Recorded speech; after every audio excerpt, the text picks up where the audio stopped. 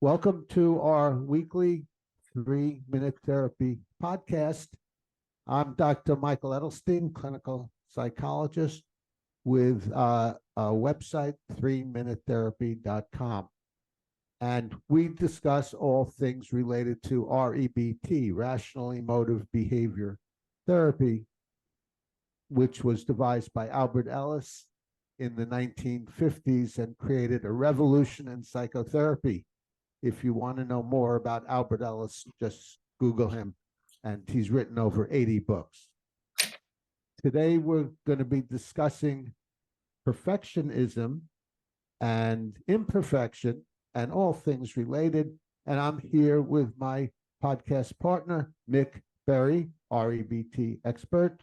And we have a special guest today who wrote a book on perfectionism called Making Peace with Imperfection, Dr. Elliot Abrams. Thanks for joining us, Dr. Abrams. Cohen. Oh, I mean, Dr. Cohen. Elliot Abrams is another REBT therapist. So we're here with Dr. Elliot Cohen, author of a great book on perfectionism called Making Peace with Imperfection. And I'm tempted to say it's a perfect examination of perfectionism. Could you hold up the book longer, Michael? I wanted to read the subtitle. The subtitle, I'll read it. The subtitle is Discover Your Perfectionism Type, End the Cycle of Criticism, and Embrace Self-Acceptance. So that seems to go from the A to Z of perfectionism and imperfection. Elliot, do you want to tell us a little bit about yourself and your background? Yeah, I'm originally have a PhD in philosophy and have spearheaded the movement in the United States called philosophical counseling. I founded the National Philosophical Counseling Association, which is the premier association for philosophical counseling in the United States. And I did that in 1990. And I've also, based on the great influence that Albert Ellis had on my work, developed a form of REBT called logic-based therapy, which is a highly philosophical variant of REBT.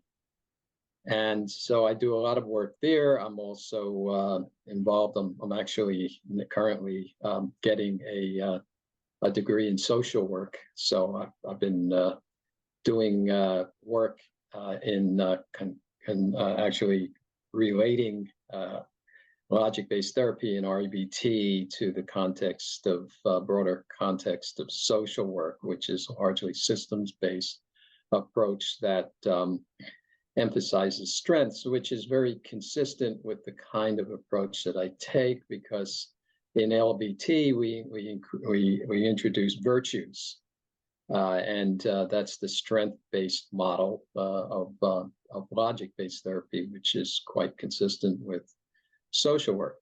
I've written about 30 books, many of them on logic-based therapy and philosophical counseling and applied philosophy, which is the main area. I see the work that I do is as outgrowths of the area in philosophy called applied philosophy.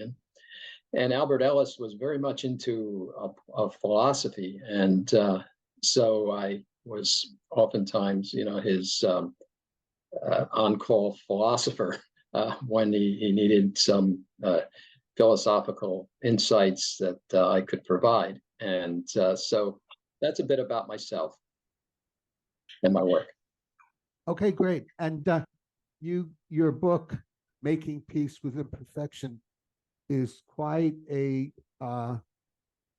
exploration of imperfection, the types of perfectionism, the types of perfectionism, and how to deal with it. So why don't we start with defining perfectionism? Would you define that for us? Go ahead. Sure. There's actually we could say two types of perfectionism. And one type is adaptive. You know, there's nothing wrong with it, and I call that aspirational perfectionism. So what is aspirational perfectionism? It's aspiring to be perfect, but realizing that you're never going to be perfect, and so it's your mark. So you strive to be better and better, to the striving to the highest reaches of human excellence that you can get, but you don't bang your head against the wall when you don't achieve it, because you realize that you can always be better. You just try for the highest that you can go, and so that's considered healthy adaptive types of perfectionism. But there's another type of perfectionism, which is demanding perfectionism, and this is maladaptive. Not only do you shoot for the stars, but you demand that you land on them. And this creates problems, because you're never going to reach what you're demanding. So there's a disequilibrium between reality and what you're aiming at. It's unrealistic to demand that you achieve perfection in a world in which perfection's not typically possible. And I think it's interesting, because there's so many people. I did a survey once of close to about 2,000 students, very well diversified, in their demographics, and about 50% of them, were demanding. At least 50% were demanding perfection. And what's interesting about it is that it's so unrealistic. It's so irrational to demand that you achieve something that you're not going to achieve. It's either impossible or unlikely that you're going to achieve it. And that's really fits the characteristic of a delusion. And so it sounds paradoxical, perhaps, to say that perhaps 50% or more of the population is delusional. And the problem is, these are kind of oftentimes accepted. People say, "Oh, I'm a perfectionist," and by saying that, they're kind of giving themselves putting a feather on their cap. But it's actually creating a lot of problems. What are the problems that perfectionism create? Well, there's behavioral and emotional problems, but there's also physical problems. It creates a lot of stress to demand that you achieve perfection, and you typically fall short. It's going to go somewhere. You could take it out on yourself if you demand perfection of yourself, and so you deduce self-damnation from demanding achievement, that I achieve my goal. I achieve my goals perfectly at all times. I end up being down on myself, and so that can create depression. It can create anxiety as well, because if you demand perfection, and you tell yourself, I have to achieve perfection in the future, and you fall short of it, and you're going to be depressed, but you're also going to be anxious in advance. I mean, it's a roller coaster ride of frustration. So there's that problem. And if you demand perfection of others, then you're going to be angry at them when they fall short, of that perfection. So it creates a lot of stress, and it leads to deleterious consequences of your health as well. I mean, there's mental,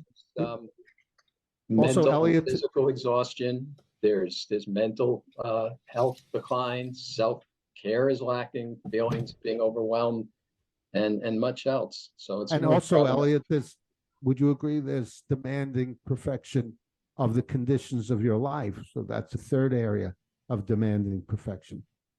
Yeah. I mean, you use different areas of your life, your work-related areas. I must achieve perfection in my work, and if I don't, then I'm worthless, or I'm a failure. I must achieve perfection in my relationships. If I don't achieve perfection in my relationships, then I'm a failure, and so forth. Yeah. Mhm. Yeah. You talk about in your book, you talk about a 6-step method to overcome perfectionism. Did you want to quickly review that? Sure. This is part of the approach that's called logic-based therapy, and the first thing is to identify your emotional reasoning. And that's the first step. And emotional reasoning is the reasoning that drives, your emotions. And in cases that are stressful emotions, that would be the emotions such as anxiety, depression, anger, guilt, among others. And emotional reasoning is built from two elements, that of the object of your emotion, what you're upset about, and your rating of that emotion. So if I say that I failed I failed at a particular activity at work. I messed up on a task that I had to do at work, a project. Therefore, I'm a failure. Essentially, my object is failing at work, and rating it as rating myself, which is an aspect of the object, as a failure. And the emotional reasoning would be, if I fail at something, then I'm a failure. I failed at the job, that I was doing at work, so therefore I'm a failure. Can we say emotional reasoning comes from demands, putting demands on yourself or others? Much of it does, because if you look at the premises of what I just said, if I fail at something, then I'm a failure. I did, so I'm a failure. Well, why do I tell myself that if I fail at this task, then I'm a failure? Well, it's because I'm demanding that I never fail. I must not fail. So you see, we deduce the rule there that if I fail at something, I'm a failure, from a demand for perfection. And then when that reality, butts up against reality butts up against this demand, what happens is the energy, the nervous energy, goes somewhere. I mean, it either goes in attacking myself or others, but so that bleeds into the deleterious consequences, that I was talking about previously.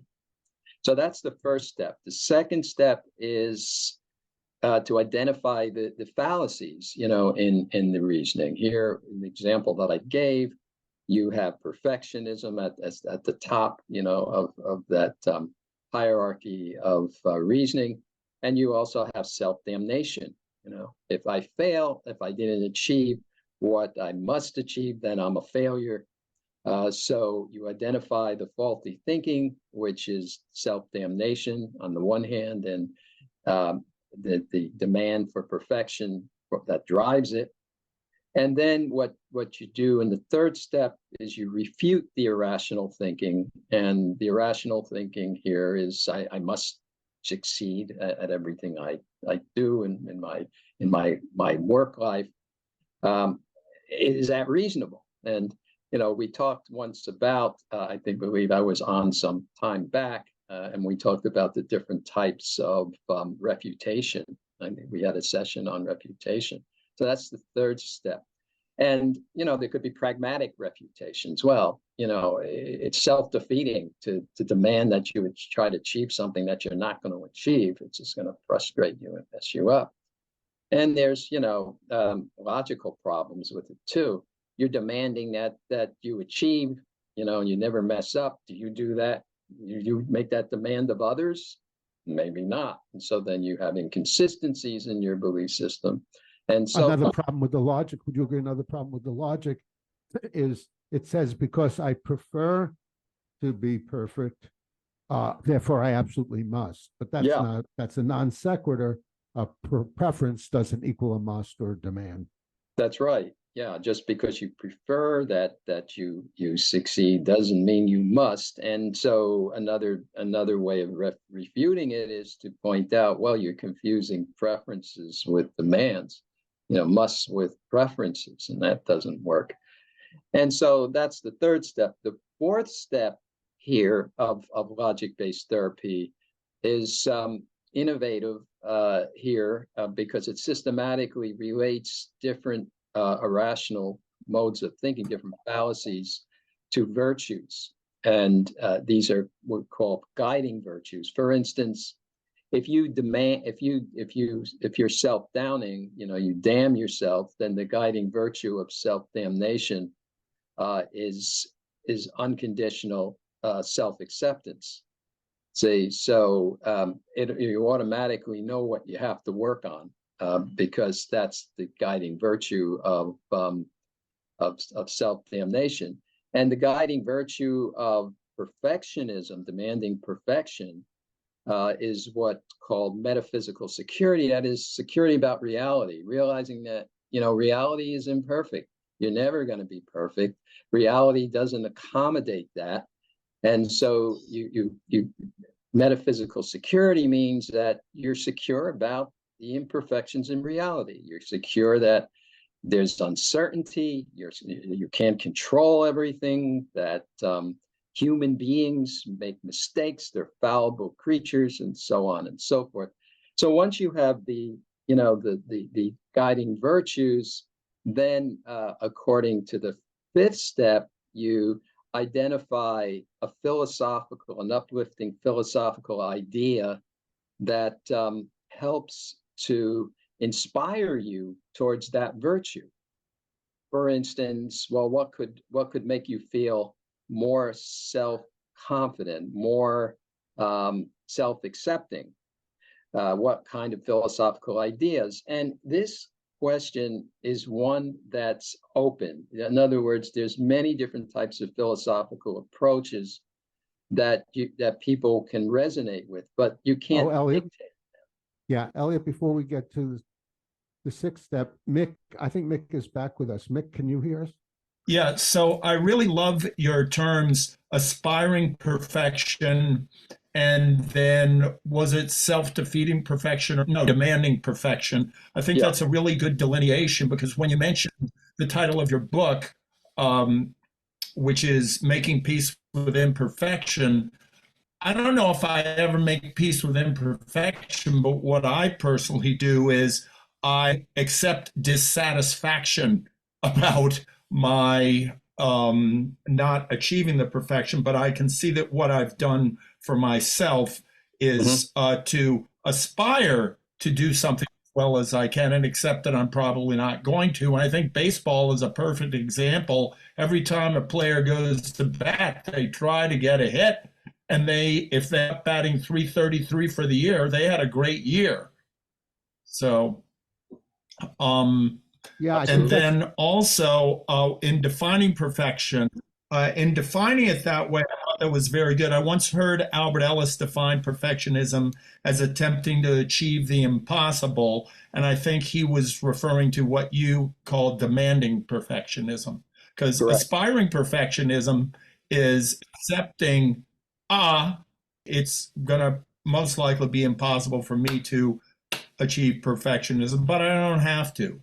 And again, in baseball, Don Larson pitched a perfect game, but how often does that happen? It's the only time it's ever happened in a World Series. Right. Pitchers always try to pitch the best pitch they're capable of. Yeah. Sports is a very good example, too, because once you demand perfection, you end up with anxiety, because even a ball player is even he's at the top of his game at one point, that doesn't mean he's going to be at the top of his game later on. So there's always that anxiety. Well, what happens if I fall from grace? What happens if I screw up on the next game? So there's this, it's constantly, the stress is there, even when you're doing well. This is a fascinating discussion. We do have a limited time on Zoom, so I wanted to throw out one thing quickly. Yeah. Music is also a very good example. Nietzsche said, without music, life is a mistake. I say, with music, life is many mistakes every day for the rest of your life. Yeah. Very Yeah, good. yeah. Very good. As a fellow musician, I can second that. But you just keep going on. If you make a mistake, you continue. Yeah. So Elliot, is there a way people can reach you if they want to contact you about this subject? Sure.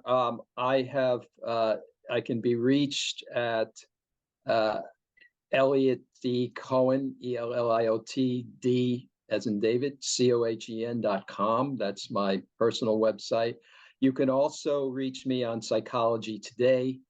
There's the way of contacting me. I write a blog regularly called What Would Aristotle Do? And you could contact me there. There's a place to contact me as well. And I'm on LinkedIn as well. You can look me up there. So there's several different ways of contacting me if you want.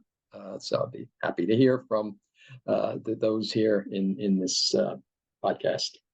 Last thing on music and perfectionism, Cab Calloway with Heidi, Heidi, Heidi, Hi, forgot the words and threw that in. It became his signature. And Caruso once had an aria where he had to sing a line 3 times and he got something caught in his throat, sang the first one, went to the wings and spit, came back and sang the third, and then on everybody sang the first, skipped the second, and sang the third, because if that's what Caruso did, that must be the way to do it.